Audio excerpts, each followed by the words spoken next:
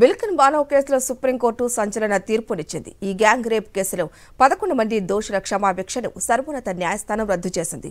గుజరాత్ ప్రభుత్వానికి క్షమాభిక్ష ఇచ్చే అధికారం లేదని స్పష్టం చేసింది.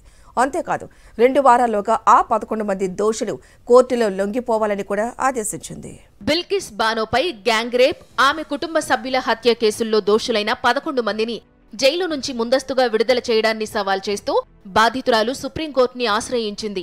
ఈ పిటిషన్లపై సుదీర్ఘ విచారణ జరిపిన justice BV Nagarathna, justice Ujjal భూయాన్లతో కూడిన ధర్మాసనం సోమవారం సంచలన తీర్పు వెలువరించింది. ఆ ఖైదీలకు రెమిషన్ మంజూరు చేస్తూ గుజరాత్ ప్రభుత్వం తీసుకున్న నిర్ణయాన్ని సుప్రీంకోర్టు కొట్టివేసింది. అంతేకాదు ఆ 11 మంది 2 వారాల్లోగా జైలు అధికారుల ఎదుట లొంగిపోవాలని కూడా ఆదేశించింది. ఈ కేసు విచారణ మహారాష్ట్రలో జరిగినందున దోషులకు రెమిషన్ మంజూరు చేసే అధికారం గుజరాత్ ప్రభుత్వానికి లేదని స్పష్టం చేసింది. అంతేకాక ఈ కేసులో రెమిషన్ కోరుతూ దోషి చేసిన విజ్ఞప్తిని పరిశీలించాలంటూ 2022 మార్చిలో సుప్రీంకోర్టు మరో బెంచి ఇచ్చిన ఆదేశాలపైన తాజా ధర్మాసనం స్పందించింది. వాస్తవాలను దాచి మోసపూరిత మార్గాల ద్వారా దోషి ఆ ఆదేశాలను పొందాడని పేర్కొంది.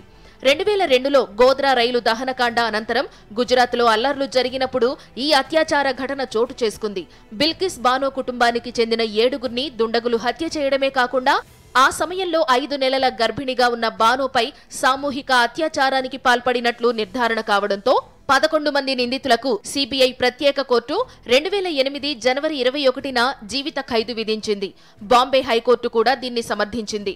దోషులు 15 ఏళ్లు జైలు జీవితం గడిపారు.